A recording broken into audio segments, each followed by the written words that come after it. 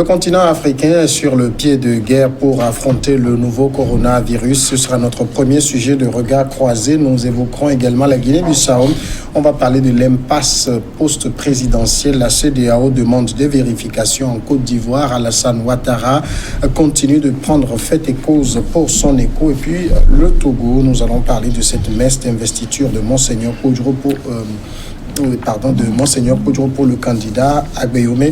Voilà le menu de regard croisé ce soir autour du plateau pour commencer. Dimas Dikodo, Forum de la semaine. Bonsoir Dimas. Bonsoir Samuel, bonsoir à toutes les téléspectatrices et à tous les téléspectateurs qui nous suivent de près et de loin. Ambroise Bonjo, The Guardian, bonsoir Ambroise.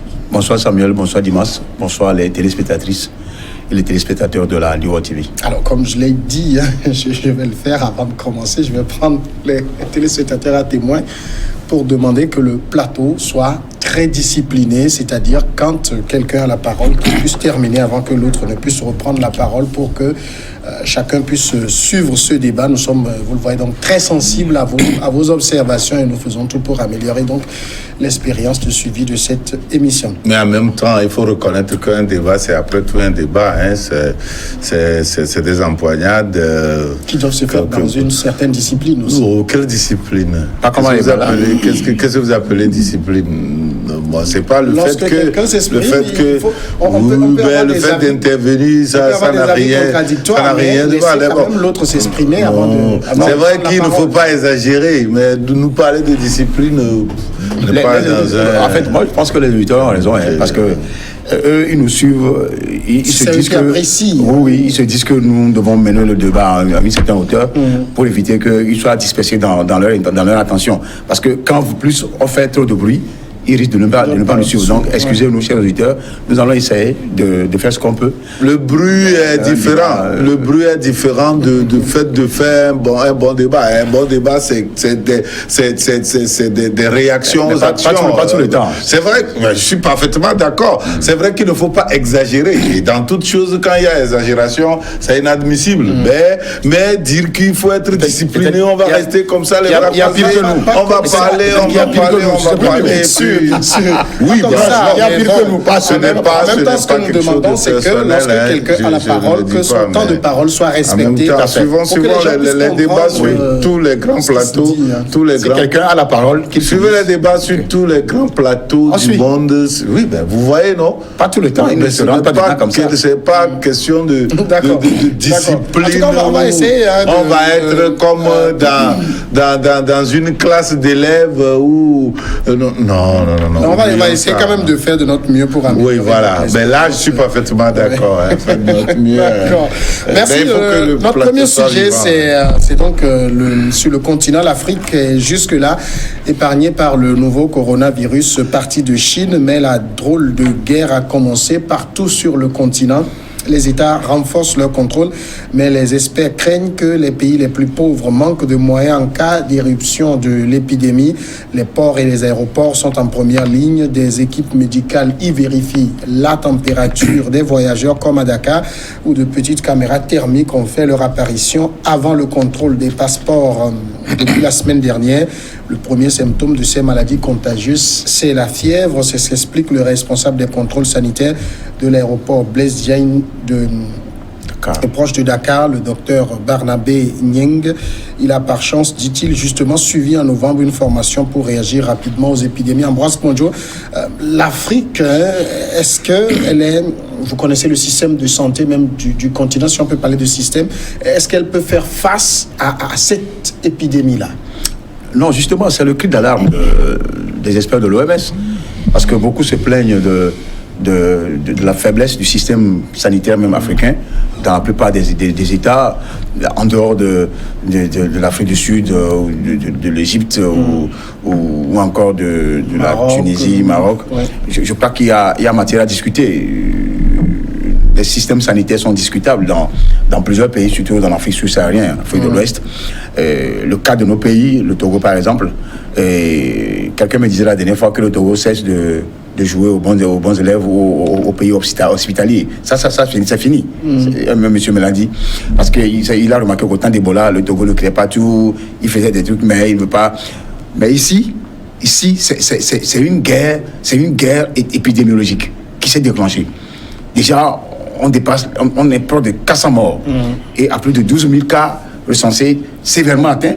Donc, et le virus, j'ai lu un truc sur une analyse faite par les Indiens qui disait que c'est pratiquement comme une guerre bactériologique. Bon, ça, on ne va pas encore arrêter le terrain, mais à l'allure vont les choses, le continent risque de fermer les portes à tout ce qui vient de la Chine.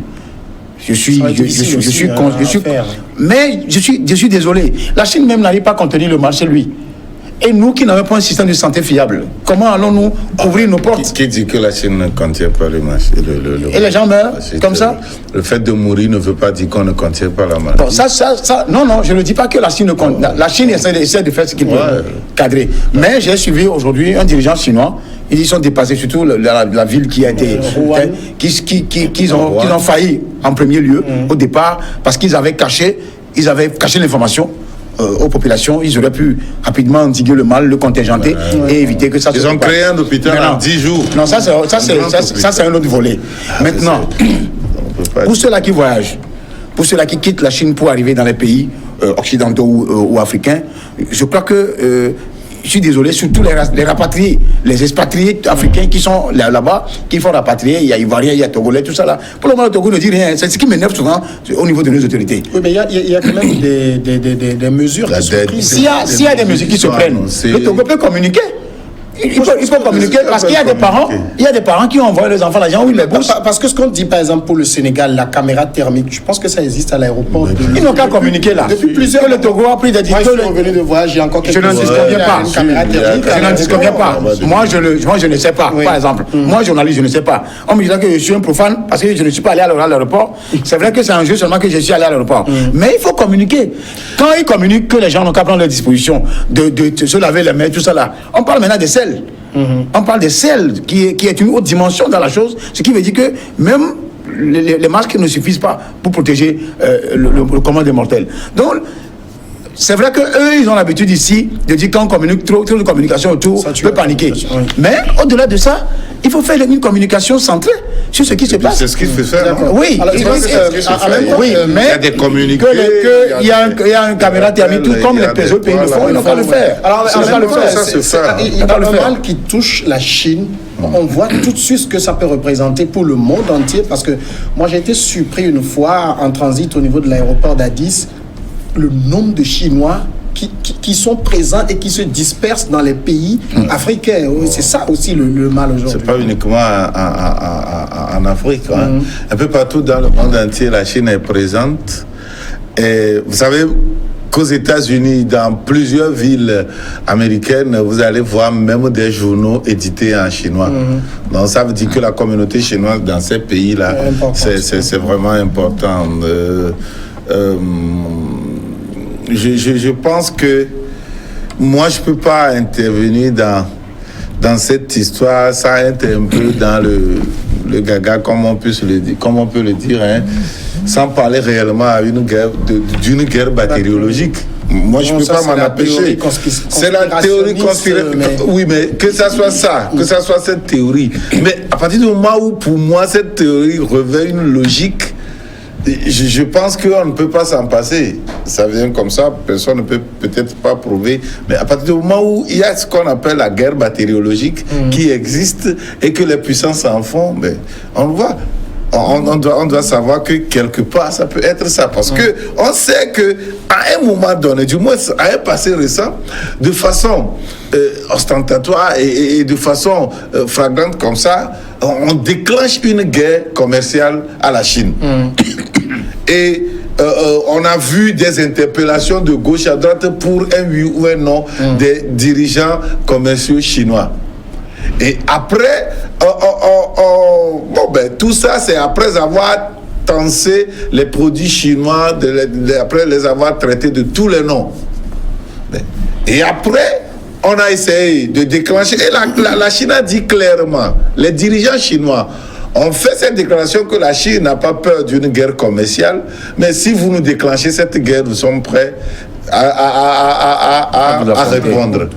Et quelques temps après, c'est On dit que ça a commencé avec les crustacés. Hein.